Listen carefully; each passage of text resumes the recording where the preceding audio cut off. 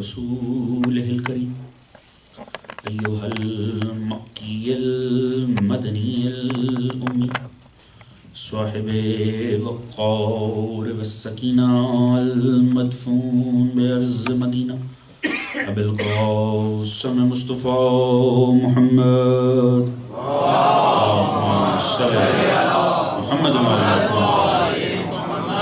وعلى آله الطيبين الطاهرين المظلومين المعصومين الذين أذهب الله عنهم الرجس ويطهرهم تطهيرا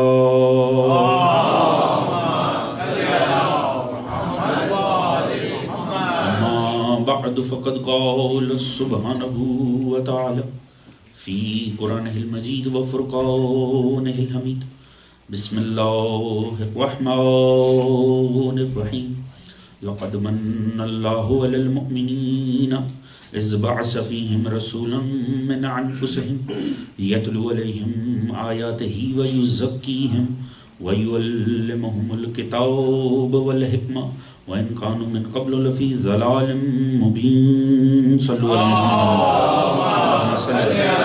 محمد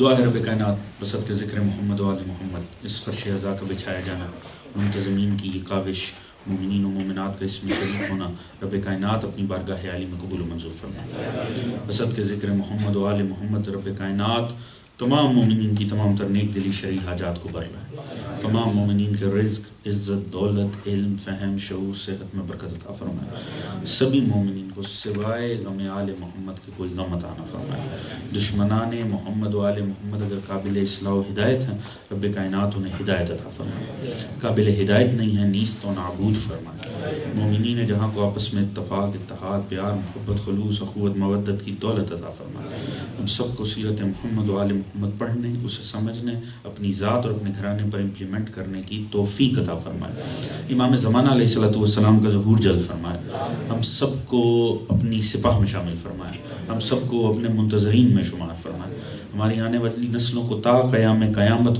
حبداران و عزاداران حسین ابن علی میں شمار فرمائے ہم سب کا خاتمہ بالخیر فرمائے اور آخرت میں تمام مرحومین سمیت ہم سب کو شفاعت محمد و آل محمد سے بہرمند فرمائے بلند تر صلوات پڑھنے میں اللہم صلی علی محمد و آل محمد مومنین کرام عظمت و قار رسالت کے عنوان سے آج یہ ہماری 5ویں نشست ہے 5ویں مجلس اعزاز ہے یقیناً جو گزشتہ مطالب پیش کیے گئے وہ آپ کے ذہنوں میں کہیں نہ کہیں محفوظ ہوں گے کل کی مجلس میں عرض کیا تھا ہم جبری عصمت کے قائل نہیں ہیں ہم اختیاری عصمت کے قائل ہیں ہم سرکار رسول خدا کو بے علم نہیں سمجھتے ہم معاذ اللہ علم سے بے بہرہ نہیں سمجھتے بلکہ ہم یہ سمجھتے ہیں کائنات کا ہر علم سرکار ہی کی ذات سے نکلا سرکار کے شب و روز عین علم ہے آپ کے الفاظ کی تشریح کا نام ہی علم ہے آپ کی احادیث کی شرح کا نام ہی علم ہے یعنی جو سرکار فرمائیں وہ سراسر علم ہے یعنی یہ ہستی اپنی ذات میں عین علم ہے اور ہم کسی جبری عصمت کے قائل نہیں ہیں کہ معاذ اللہ ثم معاذ اللہ خدا نے صلاحیت ہی چھین لی ہو کسی انسان سے ایسی عصمت کسی طور بھی قابل فخر نہیں ہے ہمیں اس نبی پہ فخر نہیں ہے کہ جس کے آپریشن کے ذریعے شیطان کا حصہ نکالا ہو بلکہ ہمیں اس نبی پہ فخر ہے جس کے ایک ہاتھ پہ چاند رکھا جائے ایک پہ سورج رکھا جائے وہ پھر بھی حق پہ سمجھوتا نہ کرے اللہم صلی علی محمد اور ہم یہ سمجھتے ہیں کہ جب پہلی وحی آئی سرکار اس سے پہلے بھی نبی تھے سرکار اس سے پہلے بھی قرآن کو جبرائیل سے بہت زیادہ جانتے تھے خدا اور رسول کے درمیان جبرائیل صرف اور صرف ایک وسیلہ ہے خلائق کی ہدایت کے لیے سرکار کی احتیاج کا نام جبرائیل نہیں ہے اور جیسے میں نے پہلے عرض کیا تھا کہ کیا وجہ ہے کس لیے سرکار پہلے کوئی کتاب لکھے یا پڑھے نہ تھے اس کی قرآن نے ہمیں حکمت بتائی کہ اگر ایسا ہوتا تو قرآن مشکوک ہو جاتا دنیا قرآن کے حوالے سے شک کرتی. وما كنت تتلو من قبلہ من کتاب ولا تخطہ بیمینک اذا لارتاب المبطلون، سورہ عنکبوت. اگر آپ اس سے پہلے کچھ لکھے ہوئے ہوتے یا پڑھے ہوئے ہوتے تو یہ اہل باطل شبہ میں پڑ جاتے ہیں. لہٰذا اہل باطل شبہ میں نہ پڑ جائیں، اس لیے سرکار کبھی کوئی کتاب پڑھتے نظر نہ آئے یا کوئی تحریر لکھتے نظر نہ آئے، کیونکہ کل کو اسی زبان سے قرآن جاری ہونا تھا. اگر کوئی عالم کے حوالے سے آپ کی شہرت زمانے میں ہوتی تو پورا قرآن مشکوک ہو جاتا اور سرکار کا اپنا کلام قرار دے دیا جاتا. لہٰذا اس وجہ سے سرکار کچھ نہ پڑھے تھے. بے عینی ہی جہاں وحی کا معاملہ آ جائے تو خدا نے وہ بھی واضح کر دیا کہ ایسا نہیں ہے کہ سرکار رسول خدا کی احتیاج جبرائیل. ہم دعا بڑی نارمل اور کامن دعا مانگتے ہیں، رب زدنی علما، یا اللہ ہمارے علم میں اضافہ فرما دے. سورہ طٰہٰ کی یہ 114ویں آیت ہے جس میں اللہ رب العزت نے اس دعا کو مذکور کیا ہے کہ یا اللہ میرے علم میں اضافہ فرما. وہ بھی کس وجہ سے؟ کیونکہ سرکار رسول خدا قرآن کو جبرائیل سے پہلے پڑھ دیتے تھے. خدا تعالیٰ نے فرمایا وَلَا تَعْجِلْ بِالْقُرْآنِ من قبل ان یقضى الیک وحی وقل رب زدنی علما. اے حبیب آپ انتظار کیا کیجئے کہ قرآن مکمل ہو جائے. جبرائیل جو آپ کو آیت سنا رہا ہے یہ مکمل ہو جائے تب تک انتظار کیا کیجئے، اس سے پہلے نہ پڑھ دیا کیجئے، بلکہ یہ فرماتے رہیں کہ یا اللہ میرے علم میں اضافہ فرما. یعنی ابھی جبرائیل آیت ختم نہیں کرتے تھے اور سرکار رسول خدا آگے سنا دیتے تھے. یہ سورہ طٰہٰ کی 114ویں آیت. ان آیات کو اپنے ذہن میں رکھنا بہت ضروری ہے کیونکہ یہ آپ کے ڈائریکٹ عقائد سے متعلق ہے.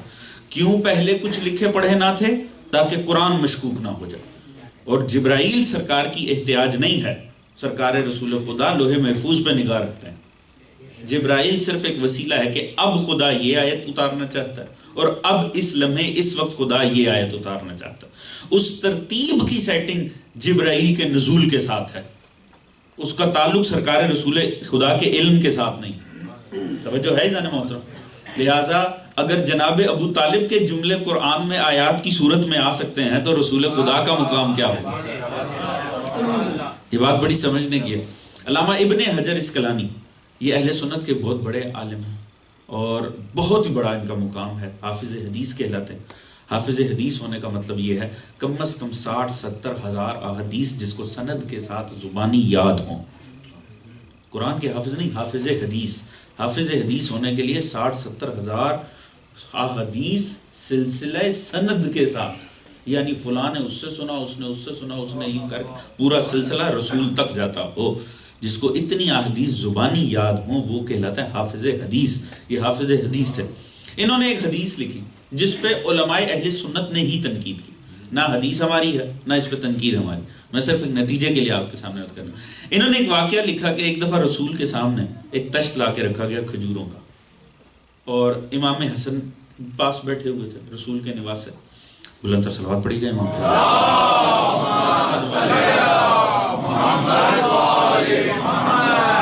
تو اس میں ہوا یہ کہ سامنے لا کے رکھا گیا اور امام حسن نے ایک کھجور اٹھائی اور منہ میں ڈالی.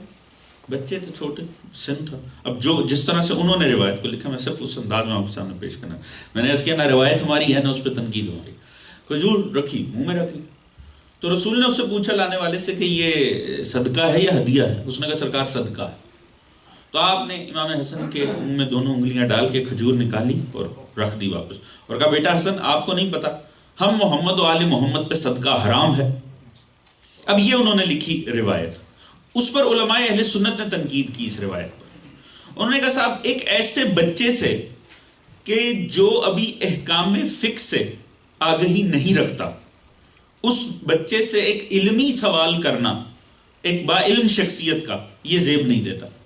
یعنی شریعت کا عمومی سا مسئلہ ہے، ایک چھوٹا بچہ جس پہ ابھی شریعت کا ایسے احکامات واجب نہ ہونا، اس سے سوالیہ انداز میں پوچھنا اس مسئلے کا، خمس کے متعلق ایک چھوٹے بچے سے پوچھنا آپ کو نہیں پتا کہ کتنا خمس ہے، یہ یقیناً قرین عقل نہیں ہے نا، کیونکہ ایک ایسا بچہ جس کے اوپر ابھی وہ لاگو ہی نہیں ہوئی شریعت. لہٰذا انہوں نے یہ سوال کیا، انہوں نے اعتراض یہ کیا کہ رسول ایسا عمل کیسے کر سکتے ہیں.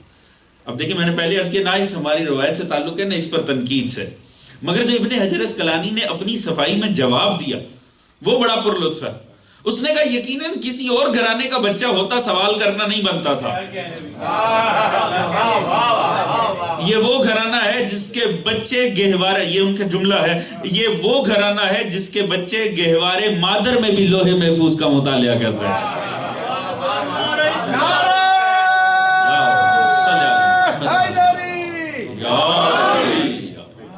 توجہ ہے نا؟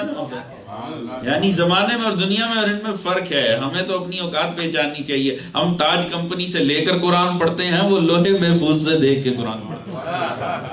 توجہ ہے جی. لہٰذا جبرائیل کوئی احتیاج نہیں ہے سرکار مصطفیٰ کی، ایک ذریعہ ہے ترتیب قرآن کی سیٹنگ کا، کہ خدا نے جس لمحے جس آیت کو جہاں چاہتا ہے کہ یہ یہاں پر اس لمحے آئے، اور کل کو جو اس کے معنی کی تشریح ہو تو وہ اس کے سیاق و سباق کو مد نظر رکھ کے چونکہ کی جائے گی تو وہ اس حوالے سے کی جانی چاہیے. سرکار کی احتیاج کا نام جبرائیل نہیں ہے. بلند تر صلوات پڑھیں گے. اللہم صلی علی محمد. تو باقی ہم نے کل امی کے لفظ کے اوپر ہم نے جو بحث کی کہ قطعاً اس کا مطلب نہیں، دو اس کے جو معنی کیے گئے دونوں کا مقصد ہی باطل تھا. ایک یہ لے لیا گیا کہ بالکل ہم جیسا ہے، یہ بھی اطاعت سے فرار کے لیے، اور ایک یہ کہ جن سے بشریت سی کی نفی کر دی گئی وہ بھی اطاعت سے فرار کے لیے. بنیادی مقصد یہی کہ اطاعت نہ کرنی پڑ جائے پیغمبر کی کسی صورت. لہٰذا ایک نے بالکل اپنے جیسا بنا لیا، ایک طبقہ اٹھا اس نے بالکل ہی اپنی جنس کا ہی انکار کر دیا. مقصد صرف یہ کہ اطاعت نہ کی جائے، جبکہ یہ ہستی سراسر اطاعت ہے جس کی اطاعت کرنی ہے. یہ ہستی خدا کے آگے اطاعت میں، اور اس ہستی کی اطاعت کا ہمیں حکم ہے، ایک لمحے کے لیے پیچھے نہیں ہٹا جا سکتا. باقی میں نے کل عرض کیا تھا ممکن ہی نہیں ہے. مشیت الہی کے تقاضوں میں سرکار کی آمد کا مقصد اور ہے، ہماری تخلیق کا مرکز اور ہے. ہمارے لیے کہا گیا تمہیں اس لیے خلق کیا عبادت کے لیے، سرکار کو وما ارسلناک الا رحمۃ للعالمین. یعنی مشیت الہی کے تقاضوں میں ہی فرق تھا. بلکہ دیکھیے ہم نے جہاں سے بات کا آغاز کیا تھا، ایک معصوم ابراہیم نے رسول کی آمد سے پہلے رسول کو مانگا تو تذکرہ کیسے کیا؟ یا اللہ وَبْعَثْ فِيهِمْ رَسُولٌ مِّنْهُمْ يَتْلُو عَلَيْهِمْ آیَاتِکَ، جو ان پہ آیات کی تلاوت کرے، وَيُعَلِّمُهُمُ الْكِتَابَ وَالْحِکْمَةَ، انہیں علم دے، انہیں حکمت دے، وَيُزَکِّیکُمْ، ان کا تزکیہ نفس کرے. ابھی سرکار دنیا میں نہیں آئے، ایک معصوم ان کا اس طرح سے تذکرہ کر رہا ہے. ہم بھی دنیا میں نہیں آئے تھے، بعض معصوموں نے ہمارا بھی تذکرہ کیا. جب خدا نے کہا انی جاعل فی الارض الخلیفہ، ملائکہ آگے سے کہنے لگے اتجعل فیہا من یفسد فیہا ویسفک الدماء، انہیں بنائے گا جس زمین پہ دنگا و فساد کریں گے. توجہ ہے جانے والا، یہ ہمارے آنے سے پہلے ہمارا تذکرہ ہوا، وہ مصطفیٰ کی آنے سے پہلے مصطفیٰ کا تذکرہ ہوا. ہم آنے سے پہلے معصوموں کی نظر میں ایسے تھے، آنے کے بعد کہاں سے ایک سے ہو گئے. انسان اپنے آپ کو پہچانے، سرکار مصطفیٰ کی ذات بڑی بلند ہے. عزیز اب ہوتا کہ آئے کن کاموں کے لیے؟ 4 کار ایسے ہیں جو خدا نے کیا. عظمت و کار رسالت، کار کے اوپر بھی توجہ ہے کیونکہ اسی سے ہمیں کچھ مقصد ملے گا. 4 ایسے مقاصد ہیں جنہیں ڈیفائن کیا قرآن نے، 1 نہیں 2 نہیں 3 نہیں 4 جگہوں کے اوپر الفاظ ہی بے ہی یہ رکھے. بس ایک ٹیکنیکل سا اس میں فرق ہے جو میں آپ کے سامنے لازمی عرض کروں. جناب ابراہیم نے کیا مانگا تھا؟ وہ کس لیے آئے؟ وہ یتلو علیہم آیاتک، وہ آیات کی تلاوت کرنے. وہ کس لیے آئے؟ وَيُعَلِّمُهُمُ الْكِتَابَ وَالْحِکْمَةَ، علم کتاب دینے، علم حکمت دینے اور تزکیہ کرنے. وَيُزَکِّیکُم، یہ 4 چیزوں کے لیے آئے. خدا نے صرف ترتیب میں تھوڑا سا فرق لایا، کار یہی بتائے. خدا نے کہا وَالَّذِی بَعَثَ فِی الْأُمِّیِّینَ رَسُولًا مِّنْھُمْ يَتْلُو عَلَیْہِمْ آیَاتِهِ وَیُزَکِّیہِم وَیُعَلِّمُهُمُ الْکِتَابَ. تزکیہ پہلے کر دیا.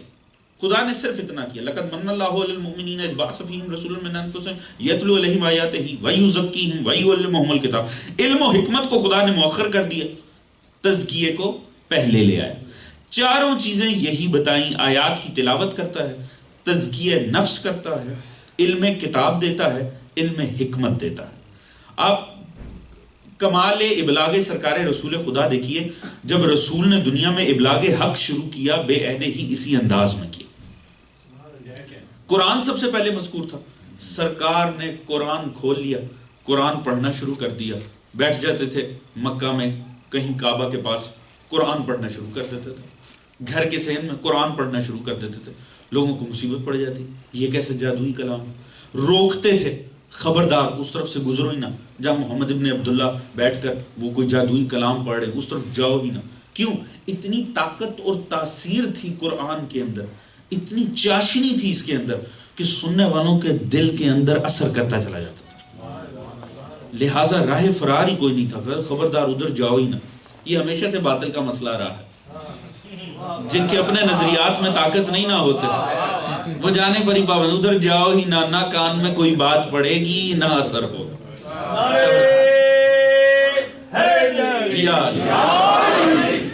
یہ آج تک یہی 1400 سال میں چلا آ رہا ہے. نہ سنو گے نہ سمجھو گے. اگر اپنے نظریات میں طاقت ہونا تو پھر انسان کبھی پابندی نہ.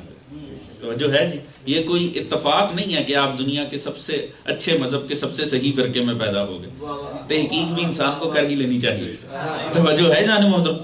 لہٰذا کیا ہے کہ قرآن میں طاقت اتنی تھی. اب قرآن کی طاقت لہٰذا سرکار رسول خدا نے یہاں سے بلاغ شروع کر دیا. اب اس سے ساری دنیا تو قائل نہیں. ہم نے دیکھا کیا اہل مکہ جب رسول نے قرآن پڑھنا شروع ساری آبادیاں مسلمان ہو گئی قرآن سے؟ نہیں, ایسا نہیں ہوا. بلکہ مخصوص افراد ہوئے جن کے دل پہ قرآن نے اثر کیا اور وہ قائل ہوئے اور وہ مسلمان ہو گئے. اب جب مسلمان ہو گئے مگر کیا انہوں نے مسلمان ہوتے ساتھ شراب چھوڑ دی؟ کیا مسلمان ہوتے ساتھ زنا چھوڑ دی؟ کیا مسلمان ہوتے ساتھ دھوکے دینے چھوڑ دیے؟ کیا جھوٹ بولنا چھوڑ دیا؟ نہیں, یہ سارے عیب تو موجود تھے. ابھی تو صرف اور صرف ایمان لائے ہیں, جھوٹے الہوں کا انکار کر دیا, ایک خدا واحد کا اقرار کر لیا. اب لازمی تھا کہ ان کا تزکیہ نفس بھی کیا جائے, ان میں سے وہ عیب بھی تو نکالے جائیں. اگر ایک سچے خدا کو مانا ہے تو ایک سچے خدا کی مانی بھی تو جائے. لہٰذا پھر وہ شراب کو چھڑایا گیا, زنا کو چھڑایا گیا, ظلم و صفاقیت و بربریت کو نکالا گیا. یہ تزکیے کی محفل تھی. اب تزکیہ سرکار نے کیا, کیا سبھی کا حقیقتاً تزکیہ ہوا؟ ہم نے یہ دیکھا کہ سرکار کو خود بھی شرعی سزائیں دینی پڑی. حتیٰ سرکار کے بعد جو رولرز آئے انہوں نے بھی اپنے دور میں شرعی سزائیں دی. اس کا مطلب سب کا تزکیہ تو نہ ہو. یعنی عیب تو پھر بھی لوگوں میں رہے, معصوم تو نہیں لوگ بن گئے. یعنی ایمان لے آئے, ذہنیت بدل گئی, اس کے بعد اعمال کا باب شروع ہوا, اس میں تزکیے کا باب شروع ہوا, لوگوں کی ہدایت ہوئی. کچھ تھے جو ایسے باکمال پاک اور صاف بھی ہوئے, اور کچھ ایسے ہی ہیں جن کا کبھی بھی عیب دور نہ ہوا. بلکہ جب معصوم سے پوچھا گیا کہ تزکیے کا مطلب کیا ہے تو آپ نے فرمایا عصمت سے مراد ہے کہ یہ طہارت سے مراد کیا ہے؟ فرمایا ایک لمحے کے لیے بھی شک نہ کرنا. توجہ ہے نا محترم. یعنی وہ بھی ہوئے کہ جو یقین کی اس منزل پر چلے گئے جناب بلال کی طرح کے کہ اگر جلتی ریت پہ لٹا کے اوپر پتھر رکھ دیا تب بھی آہد آہد ہی کی صدائیں دے رہے ہیں. اور وہ بھی ہوئے کہ ساری زندگی ساتھ گزر گئی, پھر بھی اکثر پوچھتے تھے کیا یہ واقعی اللہ کا نبی ہے؟ توجہ ہے جانے محترم. اس کا مطلب ہے کہ تزکیہ ہر کسی کا مکمل نہ ہوا, مگر چلیے جن کا تزکیہ کامل ہو گیا ان پہ سرکار اگلی سٹیج لے کر آئے, ان پر اگلا لیول لے کر آئے. انہیں علم کتاب دینا شروع کیا, انہیں اسرار و رموز کتاب سکھانے شروع کیا, انہیں علم و آگہی دینی شروع کی. کیا سارے ہی عالم ہو گئے؟ کیا سارے زمانے نے جس کو پیغمبر نے سکھایا وہ سب سیکھ گئے؟ ایسا نہ ہو سکا. ہاں وہ بھی مولا ہی کا شاگرد ہیں, وہی رسول خدا کے شاگرد ہیں جو مولا امیر المومنین کی صورت کہتے ہیں کہ سرکار ایک باب تعلیم کرتے تھے, میں 1000 باب کھول لیتا تھا. مگر دوسری طرف مسئلہ وہ بھی رہا کہ ساری زندگی ایک سورہ بقرہ یاد نہ ہو کر. توجہ ہے جی. یعنی عرض کرنے کا مقصد یہ ہے کہ 100% تو کبھی کچھ نہ حاصل ہو سکا, اور اس کے بعد جو علم کتاب آ گئے ان پر حکمت کے باب کھلے, کیونکہ حکمت علم کی اگلی معراج کا نام ہے. عقل کی معراج کا نام حکمت ہے کہ جنہوں نے علم حاصل کیا, جن کی عقول کو جلا علم سے ملی, وہ پھر صاحبان حکمت بھی بنے, وہ آگے جا کے ان پر حکمت کے بعد بھی کو. تو سرکار نے یہ چاروں کام سٹیج وائز کیے. اب ان میں سب سے پہلا کہاں ہے؟ یتلو علیہم آیات ہی, قرآن. قرآن صرف پہلی سٹیج پر ہے. اس کا مطلب ہے سرکار کی کلی ہدایت کا قرآن 1/4 ہے. توجہ ہے جی. اگر یہ سمجھ لیا جائے کہ یہ قرآن ہی کافی ہے, اس کا مطلب ہے سرکار کی ذات سے صرف 1/4 اخذ کیا گیا ہے. یہ کہنا ہی کہ قرآن کافی ہے, یہ 3 حصے ہدایت کا سراسر انکار ہے. توجہ فرما رہے ہیں, بات کو سمجھیے, بات سمجھ میں میرا ساتھ دیجیے گا. یعنی فقط قرآن پہ رک جانا یہ 1/4 ہدایت ہے. یعنی یہ کہنے والا خود یہ بتا رہا ہے کہ اس 3 حصے، 4 میں سے 3 حصہ ہدایت تو پیغمبر کی ذات سے اس نے حاصل ہی نہیں کی ہے۔ اب دیکھیے ایک قرآن تھا پہلے، اس میں دوسرے رخ میں طہارت آتی تھی۔ یہ قرآن کا کمال ہے، قرآن میں اتنی طاقت ہے کہ قرآن و اہل بیت دونوں کا ہی مزاج ہے، دل سے تسلیم ہوں یا نہ ہوں، ان میں ظاہری طاقت ایسی ہے کہ زبان سے بخن بخن کہنا ہی پڑتا ہے۔ توجہ ہے جی؟ اسی لیے آپ جا کے بڑی بڑی شخصیات کے قبول اسلام میں قرآن کا کردار دیکھیے، قرآن کے ظاہر میں بھی اتنی طاقت ہے کہ جھکنا پڑتا ہے۔ مگر قرآن یہ صرف پہلی جگہ، اس کے بعد تزکیے کی نوبت آتی ہے، اس کے بعد طہارت کی نوبت آتی ہے، اس کے بعد نجاست نکالی جاتی ہے۔ قرآن کے بعد تزکیہ رکھا ہے۔ خدا نے ابراہیم نے 4 چیزیں مانگی تھیں، اس میں قرآن پہلے تھا، یتلو علیہم آیاتک ویعلمہم الکتاب ویزکیکم، تزکیہ آخر میں۔ خدا تزکیے کو پیچھے لے کر آیا مگر قرآن سے پیچھے نہیں لے کر گیا، صرف علم و حکمت سے پہلے لے کر آیا، آیات پہلی جگہ پر ہی رہی۔ اس کا مطلب ہے یتلو علیہم آیات ہی کے بعد تزکیے کی نوبت آنی تھی، طہارت کی نوبت آنی تھی، پاکی کی نوبت آنی تھی۔ اب اگر کوئی یہ منہ سے اعلان کر رہا ہے کہ میں تو قرآن پہ ہی کھڑا ہوا، میرے لیے قرآن کافی ہے، یعنی زبان سے اقرار کر رہا ہے کہ اب تک اس پہ طہارت کی نوبت نہیں آئی۔ توجہ ہے جانے محترم؟ اچھا اگر یہ حیات پیغمبر میں کبھی کہا ہوتا تو امید تھی کہ ابھی تو بعد میں بھی سرکار کے ساتھ رہے، کہیں نہ کہیں نجاست ختم سرکار نے کر دی ہوگی، طہارت مل گئی ہوگی۔ کوئی سرکار کے عین حیات ظاہر کے آخر میں یہ کہے کہ میرے لیے قرآن کافی ہے، اس کا مطلب ہے گزشتہ 23 سال میں آج تک محروم طہارت ہی رہا۔ توجہ فرما رہے ہیں جی؟ پیغمبر نے اپنا کام ویسے ہی کیا جیسے خدا نے حکم کیا تھا۔ یہ میں اس لیے نبی بھیج رہا ہوں یہ آیات کی تلاوت کرے۔ پیغمبر نے آیات کی تلاوت کی، زمانے کے سامنے کی۔ کیا ساری قرآن سن کر قائل مصطفیٰ ہوئے؟ ایسے ہی ہے جی؟ نہیں، سارے نہیں ہوئے، چند تھے جن کے ذہن پر قرآن نے اثر کیا، وہ قائل ہوئے۔ کسی نے آج تک کسی ایک کتاب میں یہ اعتراض تحریر کیا کہ سرکار مصطفیٰ نے معاذ اللہ تلاوت ہی ٹھیک نہ کی تھی؟ معاذ اللہ اگر تلاوت ٹھیک کرتے تو ساری دنیا قائل ہو جاتی، کیونکہ قرآن میں تو ظاہراً اعجاز ہے نا، قرآن میں طاقت ہے۔ اگر صحیح سے قرآن سنایا جاتا تو لوگ راضی ہو جاتے، لوگ قائل ہو جاتے۔ نہیں، کسی نے آج تک اعتراض کوئی کر ہی نہیں سکتا۔ ٹھیک ہے جی؟ اس کے بعد تزکیے کی نوبت آئی۔ کیا سارے پاک ہوئے؟ نہیں، شرعی حدود جاری کی گئی، شرعی سزائیں خلفاء اپنے زمانے میں دیتے رہے۔ کبھی کسی نے کہا کہ پیغمبر نے تزکیہ ہی ٹھیک نہیں کیا؟ اگر تزکیہ ٹھیک کرتے سارے ہی پاک ہو جاتے؟ کسی نے نہیں کہا۔ کیا سارے عالم زمانہ ہو گئے پیغمبر سے سن کے؟ آج 1400 سال بعد جو پیغمبر کے الفاظ کی تشریح بیان کریں وہ علامہ کہلاتے ہیں۔ تو جنہوں نے زبان اقدس سے پیغمبر سے سنا وہ تو سارے عالم نہ ہوئے، وہ تو گھر والوں سے پوچھ کے شرعی مسئلے بتاتے رہے۔ کیا کبھی کسی نے کہا کہ پیغمبر نے علم ہی صحیح نہیں دیا؟ توجہ فرما رہے ہیں عزیز؟ حکمت کے باب میں کیا سب صاحبان حکمت ہوئے؟ نہ ہوئے۔ تو کیا کبھی کسی نے کہا کہ پیغمبر نے حکمت ٹھیک نہیں دی؟ نہیں۔ تو یہی 4 کام تو مصطفیٰ کرنے آئے تھے۔ جب الگ الگ ہر کام کی صورت میں مصطفیٰ پہ اعتراض نہیں جاتا تو اب پیغمبر اگر ہو کر چلے جائیں کوئی پھر بھی جاہل اور فاسق ہی رہے تو یہ نہیں کہا جا سکتا یوں نہ کہو نہیں تو تربیت مصطفیٰ پہ شک جائے گا۔ توجہ فرما رہے ہیں عزیز؟ پیغمبر کسی سٹیج پہ ذمہ دار نہیں ہے۔ پیغمبر نے اپنا کام کر دیا، کوئی لیتا ہے لے، کوئی نہیں لیتا نہ لے۔ انما انت منذر، اے حبیب آپ صرف انذار کرنے والے ہیں۔ وَلَا تُسْأَلُوا عَنْ أَصْحَابِ الْجَحِيمِ، ہم آپ سے اہل جہنم بارے سوال بھی نہیں کریں گے۔ پیغمبر کا کام ہے دے دینا، کوئی لیتا ہے لے، نہیں لیتا جہنم میں جائے۔ خدا کے مصطفیٰ کی ذمہ داری ہی نہیں ہے۔ خدا نے نبی کی ذمہ داری یہ نہیں لگائی کہ وہ سب کو کامیاب کر کے تو لے جا کر جنت میں ڈال دیں۔ پیغمبر کا کام ہے یہ 4 کام خدا نے دیے ہیں، ان کو اسی طرح سٹیج وائز پہنچا دینا۔ سرکار نے پہنچا دی، اب اگر کوئی مانتا ہے مانے، نہیں مانتا نہ مانے۔ اب اس میں جو 4 ہیں نا، ان 4 کی حکمت ہی بڑی لطیف ہے۔ سب سے پہلی جگہ پہ اب یہاں میں پوری توجہ چاہوں گا، یتلو علیہم آیاتہ، یہ آیات کی تلاوت کرتا۔ دیکھیے 2 الفاظ ہم میں رائج ہیں قرآن پڑھنے کے معنوں میں، یہ بڑی سمجھنے کی بات ہے۔ ایک ہے تلاوت قرآن، ایک ہے قرأت قرآن، ایسی ہے نا جی؟ دونوں کا معنی ہے قرآن پڑھنا، زیر و زبر کے عین مطابق۔ کوئی بھی زیر و زبر کے عین مطابق قرآن پڑھے آپ اس کے لیے لفظ قرأت بھی استعمال کر سکتے ہیں، تلاوت بھی استعمال کر سکتے ہیں۔ دونوں الفاظ کا لطیف فرق ہے۔ فرق کیا ہے؟ کیونکہ اگر کوئی فرق نہیں ہے تو دو الفاظ کیوں ہیں؟ کوئی تو حکمت ہوگی کہ دو الفاظ ہیں۔ حقیقت یہ ہے، مفسرین امامیہ لکھتے ہیں کہ جو دو حسین فرق ہیں ان کے درمیان وہ یہ ہیں، کوئی بھی قرآن کو زیر و زبر کے عین مطابق پڑھے، قرآن کو مانتا ہو یا نہ مانتا ہو، وہ قرأت قرآن کر رہا۔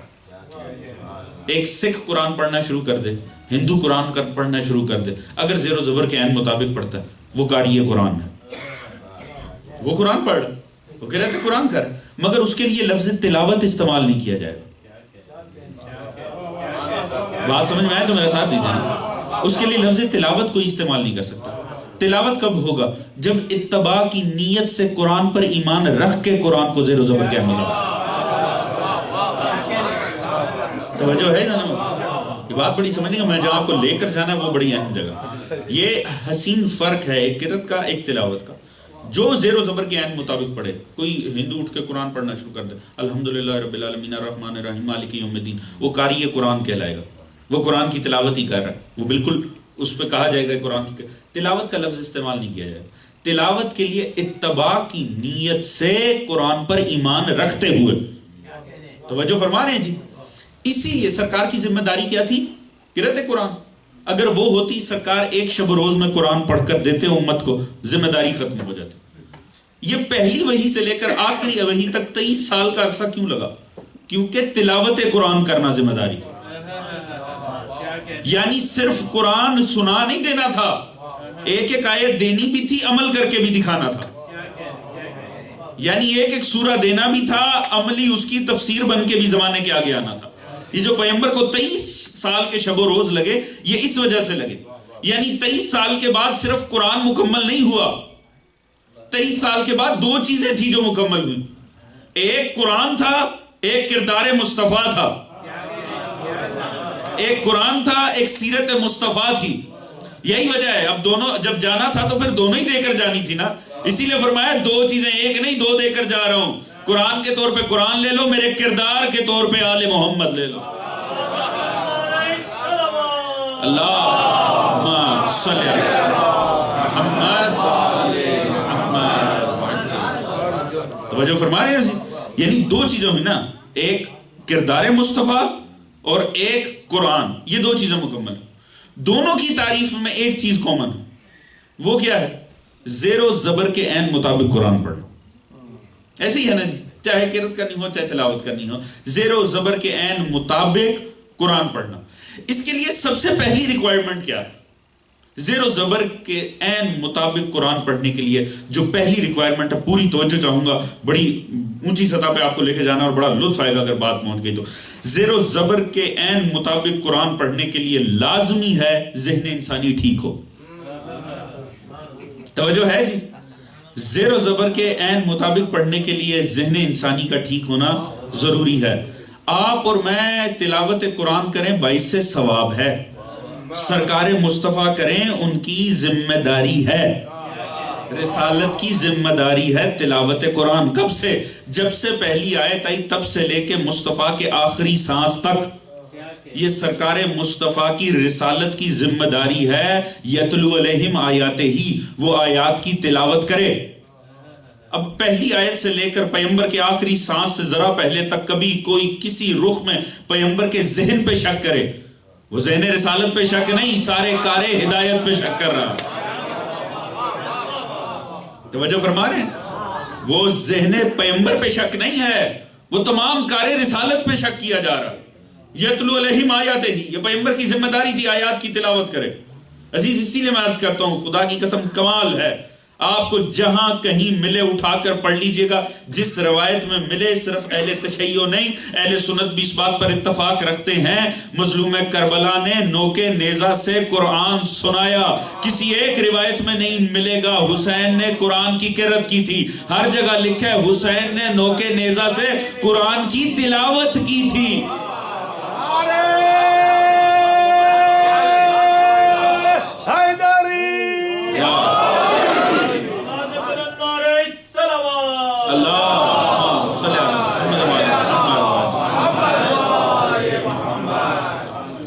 رہے ہیں عزیز؟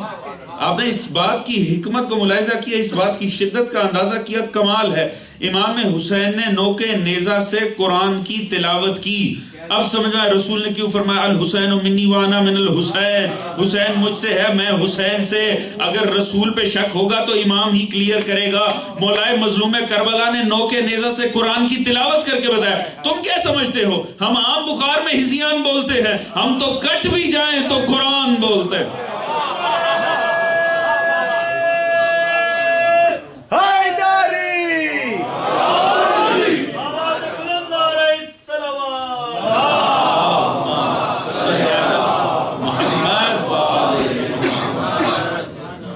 توجہ فرما رہے ہیں عزیز؟ نوک نیزہ سے تلاوت قرآن کی تھی۔ سکتے میں خواب دی ہے کہ تعبیر کچھ کہے، قرآن دم بخود ہے کہ تفسیر کچھ کہے۔ نوک سنا سے عرش تلق خاموشی تو دے، خالق کو انتظار ہے شبیر کچھ کہے۔ کمال یہ دیکھیے، مولائے مظلوم کربلا جسد کہاں ہے، جسم کہاں ہے؟ کربلا میں۔ نوک نیزہ پہ قرآن کی تلاوت ہو رہی ہے۔ عزیز مولا نے واضح کر دیا، تم کیا سمجھو؟ قرآن تلاوت کیا ہے؟ کار ہدایت میں سے ہے۔ امام نے نوک نیزہ سے قرآن پڑھ کر بتایا، تم کیا سمجھتے ہو ہمیں ہدایت کے لیے تمہاری حکومت کی احتیاج ہے؟ ہمیں تو ہدایت کے لیے اپنے جسموں کے بھی کامل ہونے کی احتیاج نہیں ہوتی، حکومت کی احتیاج کسے ہو؟ وہ تو وہ ہادیان الہی ہیں جنہیں اپنے جسم کے بھی کامل ہونے کی ضرورت نہیں۔ آیات کی تلاوت یہ کار ہدایت میں سے ہے۔ عزیز اگر بیچ میں سے اگر کوئی یہ سوچے کہ صرف اور صرف قرآن کامل، صرف اور صرف قرآن کامل ہو ہی نہیں سکتا، حتیٰ سرکار مصطفیٰ کے لیے نہ کامل ہوا۔ مباہلہ اس بات کی سب سے بڑی دلیل ہے۔ اگر قرآن کافی ہوتا تو خود مصطفیٰ کے لیے ہوتا۔ خدا نے پورا مباہلہ کھڑا کر کے دکھا دیا، یہ قرآن مصطفیٰ کے لیے بھی کافی نہیں ہے جب تک بعض کردار نہ مصطفیٰ کے ساتھ ہو جائے۔ کجا یہ کہ یہ امت کے کام آ جائے اگر یہ ہستیاں نہ ساتھ میں ہو تو۔ ان کا ربط ہی ایسا ہے جسے موت بھی آپس میں نہیں توڑ سکتی، باطل نظریات کیسے توڑ سکتا ہے؟ قرآن و اہل بیت کا جو آپسی ربط ہے اسے تو اس تعلق کو تو مولا نے نوک نیزہ پہ قرآن پڑھ کر بتا دیا، اس ربط کو تو کسی طور موت بھی نہیں توڑ سکتی۔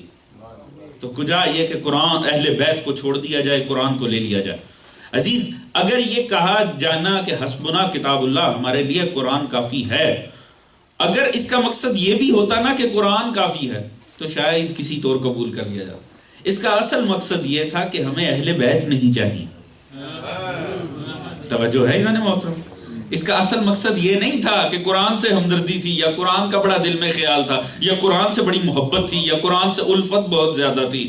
قرآن سے جو تعلق تھا وہ تو واضح ہے۔ توجہ ہے جی؟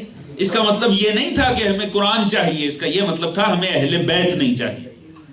جبکہ حقیقت یہ ہے کہ اگر ایک لمحے کے لیے آپ اہل بیت کو، وصیت پیغمبر ہے، باقی سارا پورا اسلام، پورا دین، پوری شریعت وصیت پیغمبر، مگر یہ ایک جملہ ایک خصوصی ہوتا ہے جسے وصیت قرار دیا جاتا ہے کسی شخصیت کی، نظریات ایک طرف، وصیت ایک طرف۔ یہ پیغمبر کی وصیت تھی، قرآن و اہل بیت، تم میں دو چیزیں چھوڑ گئے، انی تارک فیکم الثقلین، یہ رسول خدا کی وصیت کر رہا ہوں، میں تم میں دو چیزیں چھوڑ کر جا رہا ہوں، قرآن، اہل بیت۔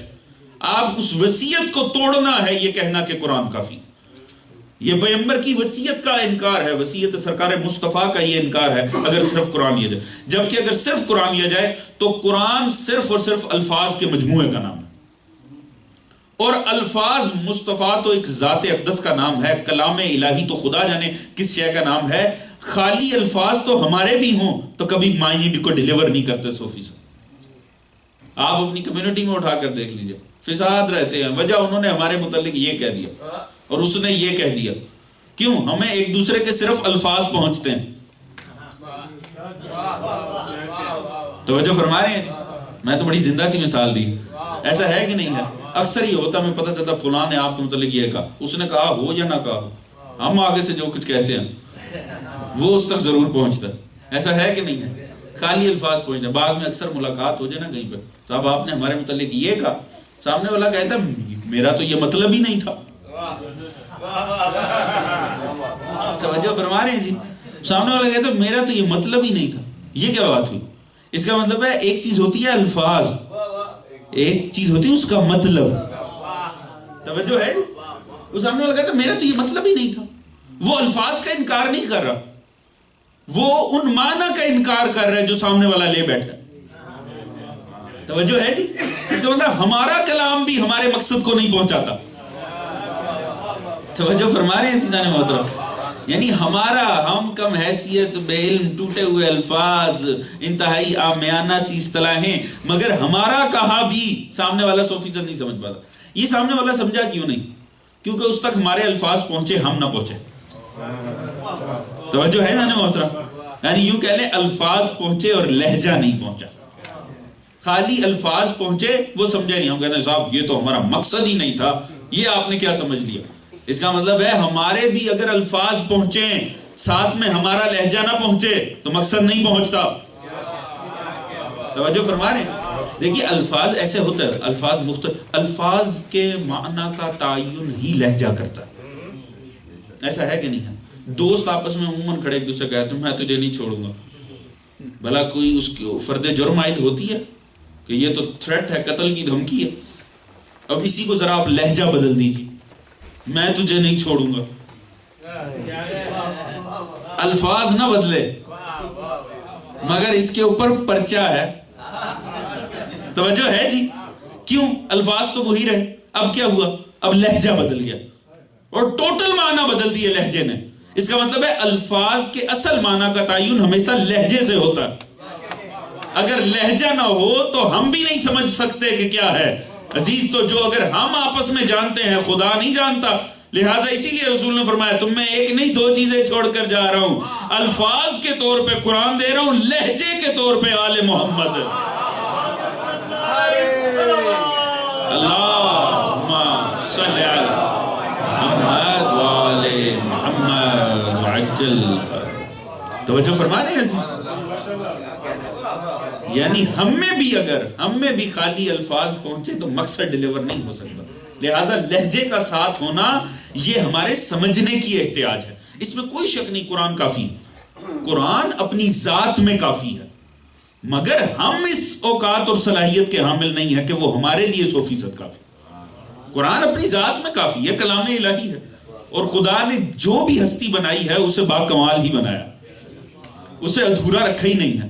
خدا نے چاہے کلام بنایا ہو چاہے کردار بنائے ہو, ان میں کب سے کمی آ گئی. وہ تو یقیناً کافی ہیں, اپنی ذات میں کافی ہیں, ہمارے لیے کافی نہیں ہیں. یہ ہمارے سمجھنے کی احتیاج ہے کہ ہمیں لہجہ ساتھ میں چاہیے. یہ ہمارے سمجھنے کی. ویسے بھی آپ قرآن اٹھا کر دیکھ لی, یہ قرآن کس لیے آیا؟ تاکہ اطاعت کیا جائے, تاکہ اتباع کیا جائے. تلاوت قرآن مقصد ہے. تلاوت قرآن کا مقصد کیا ہے؟ یعنی اتباع کی نیت سے. آپ پورا قرآن اٹھا کر پڑھ لیجئے, 2 الفاظ آئے ہیں پیروی کے معنوں میں, پیچھے چلنے, فٹ سٹیپس کو فالو کرنے کے معنوں میں. ایک اطاعت, ایک اتباع. پورے قرآن میں آپ کو یہ 2 الفاظ ملیں گے, اطاعت, اتباع. دونوں کا معنی ایک ہے, پیچھے چلنا, فالو کرنا, فٹ سٹیپس کو فالو کرنا, پیچھے چلنا. مگر آپ کو ایک فرق نظر آئے گا. خدا نے اپنے لیے لفظ اطاعت استعمال کیا, حبیب کے لیے بھی لفظ استعمال, اطیعوا اللہ واطیعوا الرسول. میری بھی اطاعت کرو, میرے رسول کی بھی اطاعت کرو. بار بار قرآن میں جگہ جگہ فرمایا اطیعوا اللہ واطیعوا الرسول. اطاعت کرو میری, اطاعت کرو میرے رسول کی. اطاعت کا معنی کیا ہے؟ پیچھے چلنا, فالو کرنا. مگر جب اتباع کی بات آتی ہے نا, خدا نے کہیں پورے قرآن میں یہ نہیں کہا میرا اتباع کرو. قل ان کنتم تحبون اللہ فاتبعونی. حبیب ان سے کہہ دے مجھ سے پیار ہے, تیرا اتباع کرے. توجہ فرما رہے ہیں عزیز؟ اگر بات سمجھ میں میرا ساتھ دیجیے گا. اطاعت کی بات آئی, اپنی بھی اطاعت کروائی, مصطفیٰ کی بھی اطاعت کروائی. اتباع کی بات آئی, مصطفیٰ کی اتباع کا حکم دیا, فاتبعونی. اپنی اتباع کا کہیں بھی بات نہیں کی. وجہ تفاسیر اٹھا کر پڑھو. فرق کیا ہے؟ پہلے آپ کو ایک قرأت و تلاوت کا فرق بتایا, اب یہ اطاعت اور اتباع کا سنیں. فرق کیا ہے؟ مفسرین لکھتے ہیں اطاعت ہوتی ہے الفاظ میں, اطاعت ہوتی ہے قول میں, اطاعت ہوتی ہے کلام میں. اتباع کے لیے سیرت درکار ہوتی ہے. خدا کی کوئی سیرت ہی ہم میں نہیں, خدا کی تو کوئی سیرت ہی نہیں. وہ مجسم ہو کے سامنے تھوڑی آیا معاذ اللہ. مجسم ہو جائے تو خدا نہ رہے. توجہ فرما رہے ہیں عزیز؟ اس کی کوئی پریکٹیکل سیرت تو ہمارے سامنے نہیں ہے. اس کے صرف الفاظ ہم میں ہیں, اس کا صرف کلام ہم میں ہے. لہٰذا اس کی ہو ہی اطاعت سکتی ہے. مگر مصطفیٰ ایک مجسم کردار کی صورت میں زمانے کے سامنے آئے. آپ کے کلام بھی ہے، آپ کا کردار بھی ہے، لہٰذا پیغمبر کی اطاعت بھی ہے، پیغمبر کا اتباع بھی ہے، کیونکہ اتباع کے لیے ٹیکنیکلی سیرت ریکوائرڈ ہے، اور وہ خدا کی ہے نہیں، مصطفیٰ کی ہے. لہٰذا جب اپنے لیے دعوت دی تو صرف اطاعت کی حد تک دعوت دی، جب مصطفیٰ کے لیے دعوت دی تو اطاعت کے ساتھ اتباع کی بھی دعوت دی. تو عزیز اب لازمی ہے نا کہ جب بھی مصطفیٰ دنیا سے جائیں تو خدا خالی کلام دے سکتا ہے، مصطفیٰ کو تو دو چیزیں دینی ہیں، کسی کو کلام کا وارث بھی بنانا ہے، کسی کو کردار کا وارث بھی بنانا ہے. اللہم صلی علی محمد محمد وعجل. توجہ فرما رہے ہیں عزیز محترم. لہٰذا کیا ہے کہ صرف قرآن ہدایت کے تقاضے کو پورا ہی نہیں کرتا. سرکار رسول خدا کا یہ فرمانا یتلو علیہم آیات ہی، اسی کے اندر کردار تک شامل ہے. تزکیے کی نوبت تو بات کی ہے، علم و حکمت کے باب بات کے ہیں، مگر صرف اور صرف یتلو علیہم آیات ہی میں صرف اور صرف قرآن نہیں، آل محمد کا کردار بھی شامل ہے. اور میں نے پہلے عرض کیا کہ اگر اس بات کا مطلب کہ حسبنا کتاب اللہ، اگر اس کا مطلب یہ بھی ہوتا نا کہ قرآن سے بڑی محبت ہے اور قرآن چلو ٹھیک ہے قرآن کو ہی فالو کر لو، مگر اس کا مقصد یہ نہیں تھا کہ ہمیں قرآن چاہیے، اس کا یہ مطلب تھا ہمیں آل محمد نہیں چاہیے. کہنے والا پوری طرح جانتا تھا رسول کس طرف بڑھ رہے ہیں، یہ کیا کہنے جا رہے ہیں، لہٰذا اس کا اس انداز میں روک دینا کہ حسبنا کتاب اللہ، وہ پیغمبر کے مقصد کو پہچان گیا تھا، وہ جانتا تھا پیغمبر کہنا کیا چاہتے ہیں. اور عزیز یاد رکھیں یہ جملہ تمام تر مصائب آل محمد کی بنیاد ہے. یہ کہنا نا کہ یہ حسبنا کتاب اللہ، تمام عالم یہاں سے بی بی کے مصائب کا آغاز ہو جاتا ہے. اس کا مطلب تھا اب ہم آل محمد کو گوارا ہی نہ کریں گے، اس کا مطلب تھا اب ہم آل محمد کو چھوڑیں گے ہی نہیں. اس جملے کی تشریح میں مصائب آل محمد ہیں سارے. اس جملے کے بعد یہ بات حتمی ہو گئی، اب آل محمد کو یہ امت چھوڑے گی، اب آل محمد کا گھر بھی جلایا جائے گا، ان کے بچے بھی قتل کیے جائیں گے، ان کے ایک ایک کردار کو ذبح کیا جائے گا. یہ حسبنا کتاب اللہ کا مطلب ہی یہی تھا کہ بس اب آل محمد سے دشمنی ٹھہری، اب ہمیں گوارا ہی نہیں ہے آل محمد، اب ہم آل محمد کو چھوڑیں گے نہیں. عزیز اس ایک جملے نے آل محمد کی بیٹیوں کے سروں پہ چادریں نہ رہ گئی، آل محمد کے بچے خاک اور خون میں غلطہ ہو گئے اس ایک جملے کی وجہ سے. نہ یہ اسلام کی یہاں اس طرح اسلام کو توڑا جاتا، اسلام کی تشریح کو برباد کیا جاتا، نہ یہ نوبت آتی کہ کوئی بدبخت آل محمد کی بیٹیوں کی چادروں پہ ہاتھ ڈالتا. کل ہم نے دربار شام کے باہر تک کے مسائل پڑھے. عزیز اتنی دیر کھڑا رکھا، اتنی دیر علی و بطول کی بیٹیاں دروازے پہ کھڑی رہیں دربار کے، کہ ایک روایت کہتی سید سجاد نے خود فرمایا کہ بدبختو اگر تم نے دربار میں لے جانا ہے تو اب لے کیوں نہیں جاتے. اتنی دیر کھڑا رکھا، اتنے تھک گئے آل محمد. اور جب دربار میں داخل کیا گیا نا، خدا کسی شریف پہ اتنا مشکل وقت نہ لائے جو آل محمد کے پاکیزہ ترین گھرانے نے دیکھا. شرابیوں کے دربار میں داخل ہونے کا پہلا منظر اتنا سنگین تھا کہ میں عرض کرتا ہوں امام سجاد علیہ السلام نے اس پہلے منظر کے حوالے سے اپنی 3 خواہشات کا اظہار کیا. 3 خواہشات، شریعت کی بات نہیں کر رہا، مولا کی خواہشات. مولا نے فرمایا میرا شیعہ یہ 3 کام نہ کرے. پہلا مولا نے فرمایا میرا شیعہ داڑھی نہ مونڈے، اپنی داڑھی صاف نہ کرے. وجہ مولا نے فرمایا جب پہلی نگاہ دربار پہ، پہلی نگاہ یزید بدبخت پہ پڑی نا، وہ تازہ تازہ اپنی داڑھی کو صاف کر کے بیٹھا. مولا نے اپنے دل کی خواہش کا اظہار کیا. دوسرا مولا نے فرمایا میں چاہتا ہوں میرا کوئی شیعہ شطرنج نہ کھیلے. کیوں مولا؟